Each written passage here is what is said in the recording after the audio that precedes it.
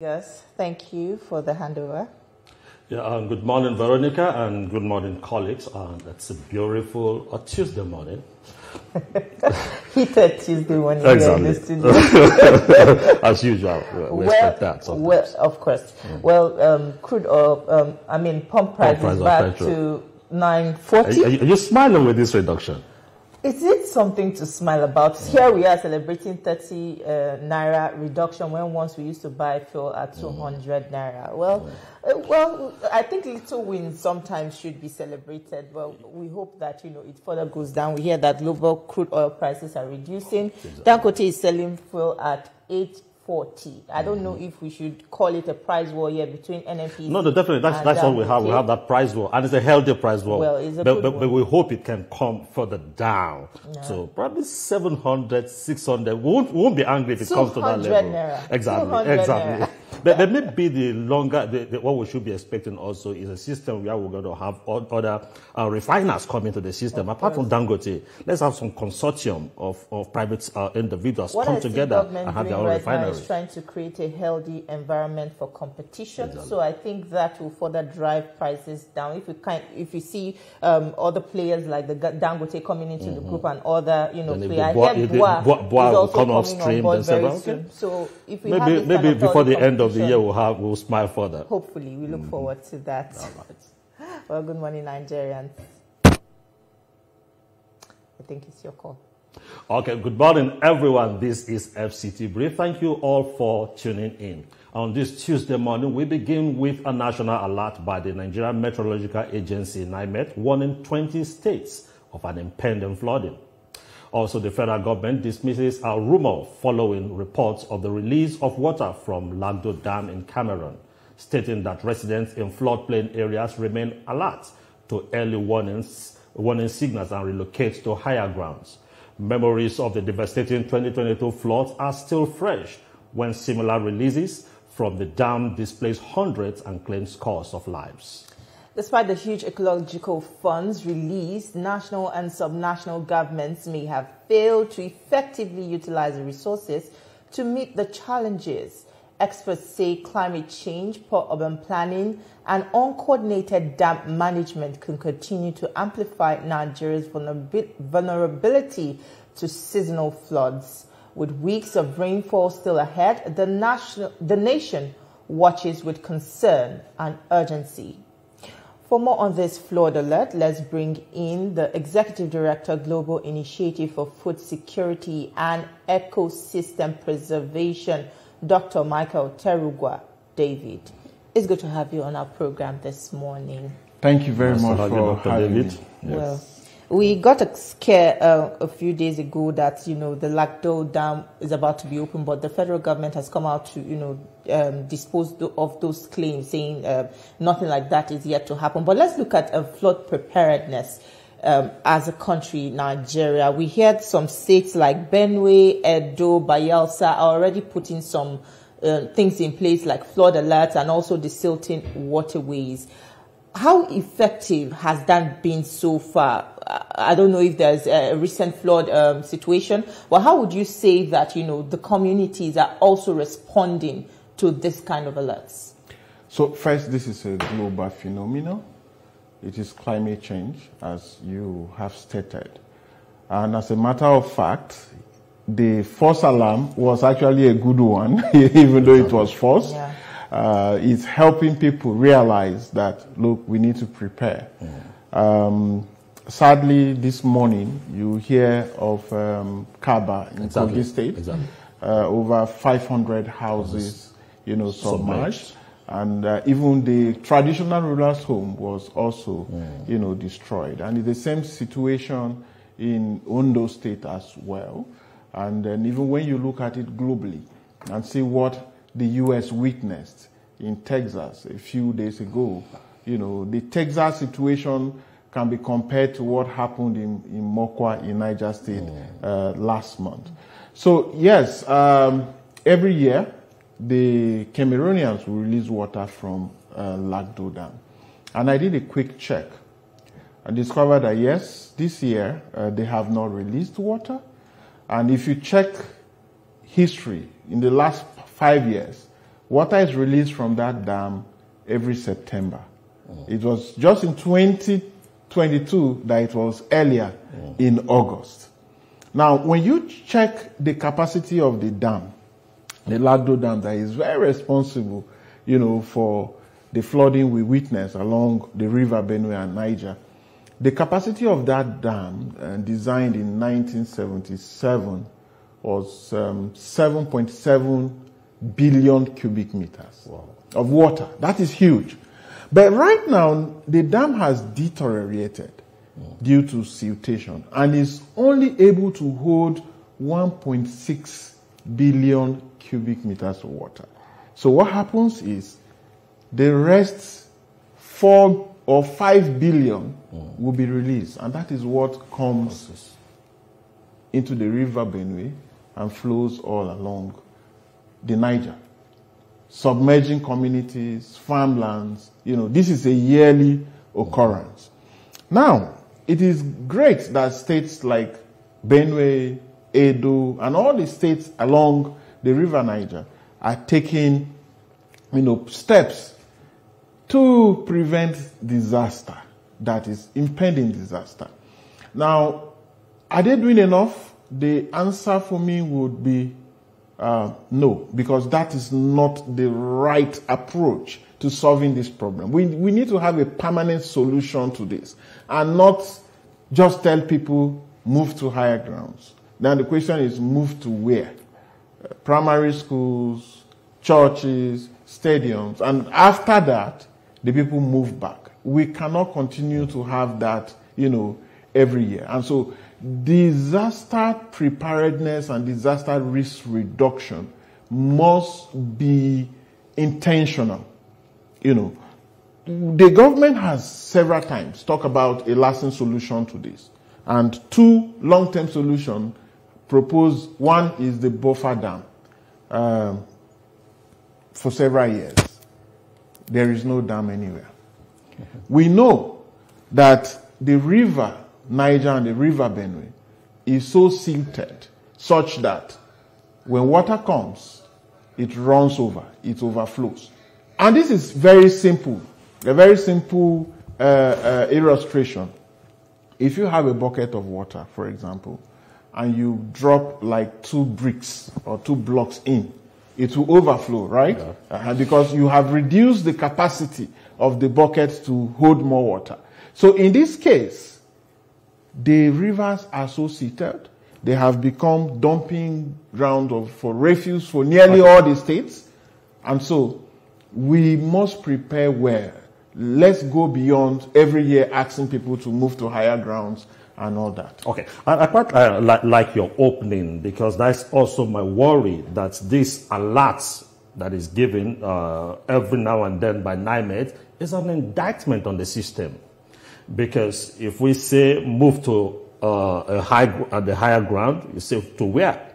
But we also have over 500 billion, hundreds of ecological funds released to the states and other governments. Shouldn't they be giving account what they have done with this money? And we'll talk, Lagos State just banned the use of single-use plastic. Single-use plastic. How many states, even here in Abuja, you go to Abuja, you see dump of plastics. Now, shouldn't government be held accountable every time it rains, every time we have flood, and let them pay a price for it? As a matter of fact, there must be more transparency and accountability of how the ecological funds have been spent over the years. Now, this is a huge fund, contributed from taxpayers' money, right? And meant for ecological issues. The issue we have is that we don't prepare, we only react. So when there is flooding, we'll release some money, and then we'll go buy mattresses, buy food, and share, and after that, that's it. The flooding or the release of water from the Lagdo Dam that is very much responsible for flooding in these places, is also has some positives And the huge negative is the flooding and destruction of lives. The positives is what we have is fresh water that some countries are looking for. And we just allow it to flow all the way and discharges in the Atlantic. It's gone. The flood water also comes with alluvial soils, which helps, And that's why you don't blame these farmers who go back every year to farm in those places, because the soils within those areas are very fertile, because it deposits the soils. So what we need to do with ecological funds is to support states to carry out proper dissertation. That is what we need at the interim right now. And then the buffer dam that has been promised several years, it's high time it's built. We are looking at impacts of climate change that will not stop. The president of US, we know he stands on climate change. He's a climate denier. The signs are there that, look, the world is changing. Climate is changing the world. Look at the heat waves in Europe just within the last 1 month. You and I growing up, we know that Europe and the Northern Hemisphere are cold places, right? You are shocked that Paris is doing 38 degrees. Some parts of Spain are doing 40 degrees. This is not normal. So, in the case of what happened in Texas, in San Antonio, you have over 12 inches of rainfall within a very short time. That is over 304 milliliters of rainfall. And then look at the devastation that happened. That is in the US, a country that you will say is better prepared for disaster risk. In our own case, we are not always prepared. We are always reactive. And that's why we must be intentional. I don't like to talk politics, but when I see all of these things about coalition and the other time I was just saying, why can't this coalition be about, solving these issues of climate impact in the country? Because that is what we need. And you hear, even the government of the day will say, yes, they are taking some steps, to combating climate change, but it is too reactive. So we want to hear, even the coalition or whatever, tell us about the solution to what is impacting the country. It's impacting our food security hugely, right? It's impacting it to destroy our infrastructure that we don't have money to build. We are borrowing money to build. The other day, we saw how the roads leading to Makurdi and Lafia got flooded. That road was built with a big loan from China. And it's less than how many years? It's already going bad due to the impact of climate change. So as the global temperature increases, a lot of things, even our road construction, you pass on our roads and you will see the molds on the road. It is expansion. As the temperature increases, the bitumen becomes very light, and then once heavy vehicle passes on it, it expands. It's a lot. It's in our health. Are you talking about our health? I mean, this period, the Ministry of Health is already carrying out sensitization on malaria. You all know that with this period, you have lots of flu, malaria, flu, and all of that. We can save all of this money if we invest rightly. And that's why we're saying climate action, it's very important for our country. It shouldn't just be reactive. We must be prepared as a nation to deal with climate impacts. All right, Mr. Terungwa, let's talk food security, because some of these states most at risk of this flooding include Benue, Sokoto, and Taraba. These are Nigeria's major food producing states. What would you say government can do to protect these farmers in the case that, their farmlands are being swept away by this flood? How can they be supported? But would you take that question right after the break? Don't go anywhere. We still have more for you on the program. Stay with us. We'll be right back. We're glad to have you back. It's still FCT Brief, and we're discussing flood preparedness. We still have with us in the studio Dr. Mike Terungwa David. Now, before we went on the break, I was asking what measures do you think government can put in place to protect farmers from losing their farmlands, or even, protecting us from food insecurity, because major states that are at high flood risk, are the ones at risk of, are Nigeria's major food producing states. So how can the government, forestall this kind of disaster? So, as a matter of fact, farmers and food security is threatened in the country for several reasons. Insecurity is number one. And now when you add the flooding, then it becomes a huge issue.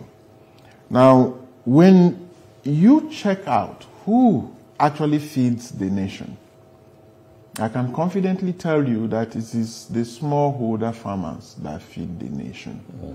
And they are the ones that are most hit by climate disasters like flooding. Mm-hmm. So, first, they need to be supported. And one of the first things that we need to do is to give them climate insurance. Because when floods come and takes off everything, they have nowhere to run to. They are always on their own. They are left alone. I use this example of a farmer I met in Kebbi State. So he borrowed money and cultivated rice. And in that 2022 floods, it wipes off everything. Everything. So my friend Musa had 4 wives and 12 children. And we're carrying out, a sensitization of farmers. And he spoke so well when I saw his farm. And that's what, gave me a lot of interest. And by the next time we got there, Musa was nowhere to be found. He ran away because he was unable to pay his loan. And he just abandoned the family and disappeared. And this is the story of so many other smallholder farmers. So if you have some form of insurance for these farmers, they will fall back to it. Unfortunately, our banks and insurance companies are not ready to, to provide insurance for these farmers. But going deeply, we need to prepare and provide the accurate weather information for these farmers. This is key. A lot of farmers don't have this information.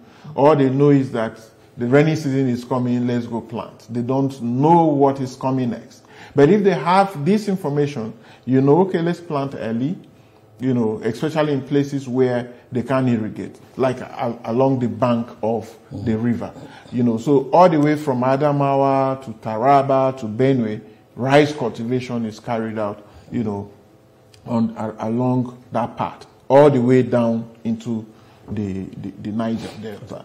So we need to really support smallholder farmers. Let's go beyond just distribution of inputs, which is good. Okay. But like I keep saying, we need to be very intentional and prepare, to give genuine support so that it is not just the political kind of support. All right. Talking about what is not political, I try to look at some of the critical ministries that are responsible in this sector. You have the Ministry of Water Resources, you have the Ministry of Agriculture, you have the Ministry of Environment. Now, rather than say we want to have something like probably a security summit or a coalition like we talked about, is it not possible that we bring together this respective ministry? We have like a task force with an agenda. You talked about the farmer who need to be resourced, who need to be insured, so that we have something more permanent rather than ecological fund just meant for, okay, if there is destruction, buy them food. How do we preserve, how do we set up a system beyond what we presently have? Because if we don't set up a new system, we keep doing it the way we're doing it, we'll never get the result. Yeah, so one of the major challenges we've had, and we know it is not just with environment and climate, is also that every ministry wants to work alone. We cannot work in silos to solve a big issue like this. Everybody eats food, right? It is very important for our GDP as well. It is important for our national security as well. So just like the issue in court with some of the security agencies not working together to tackle the security issues is also the issue here. Who manages the dams, some of the dams we have? It is the Ministry of Water Resources.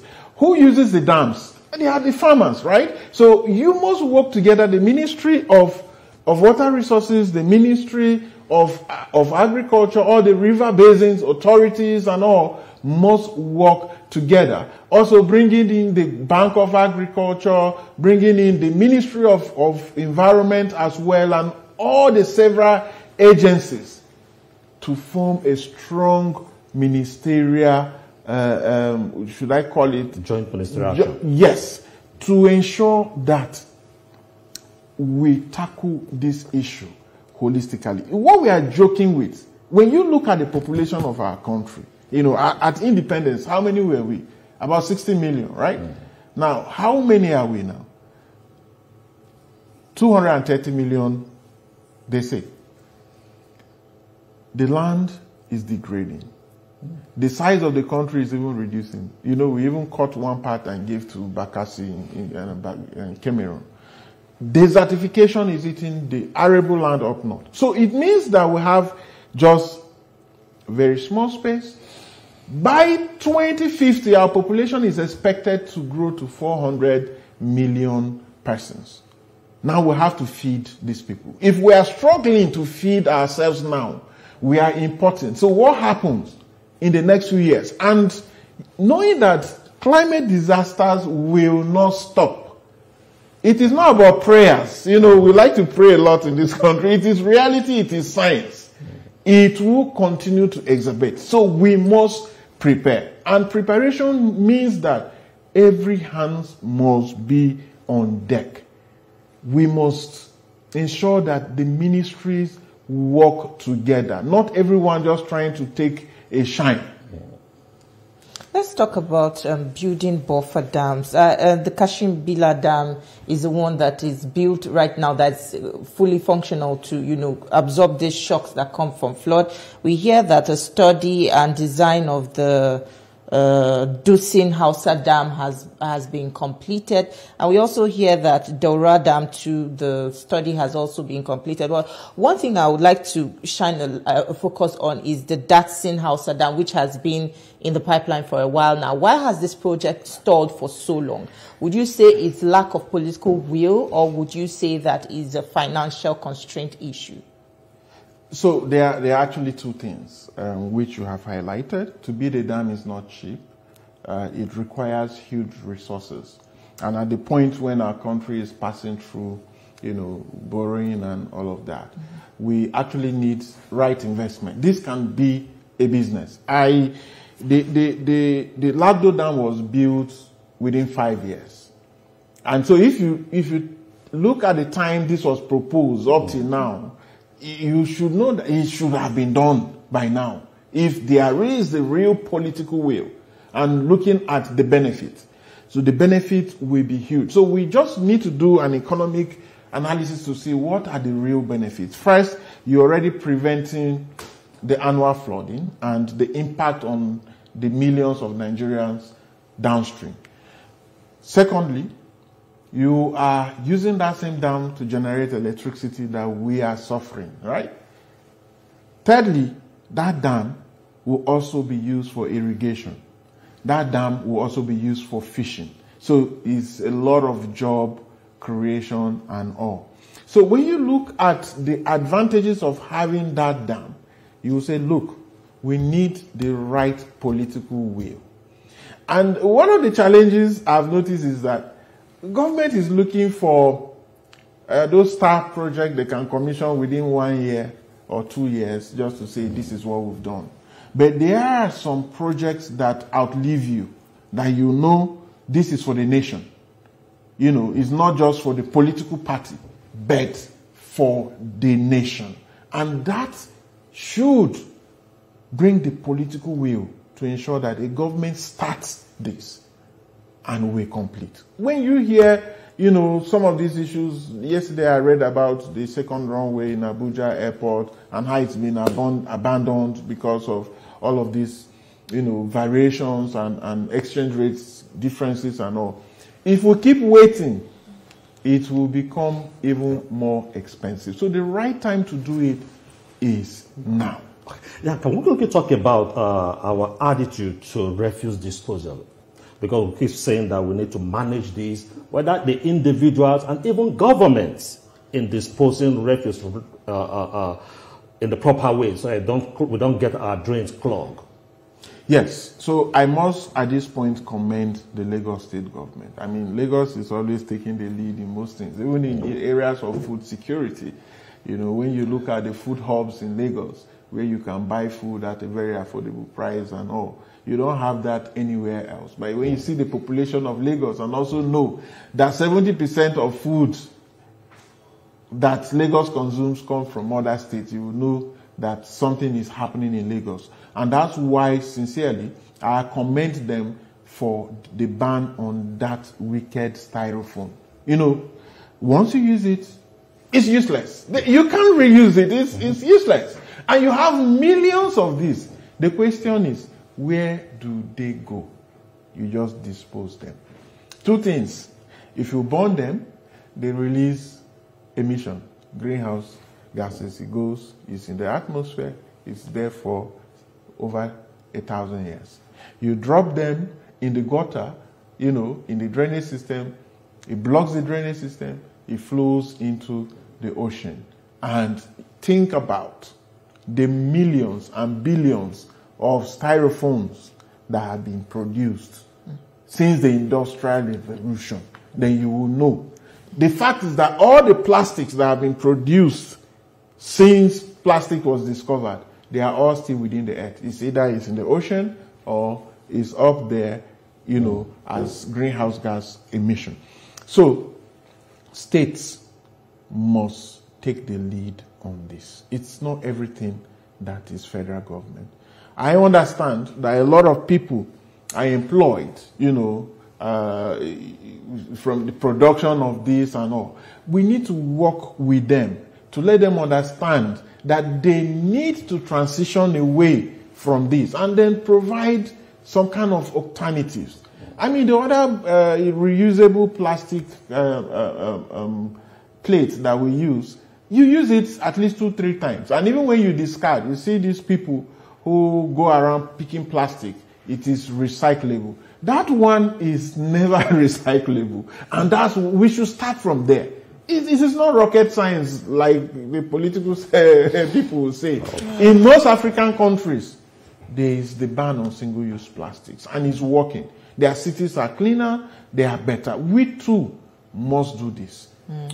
It's a good one that we see Lagos taking the lead on this. We hope that other states replicate this as well. And we must even the say, FCT. yes, and even the FCT. We must say thank you so much for your time with us on the program, Michael Terungwa. It was a pleasure speaking with you this morning.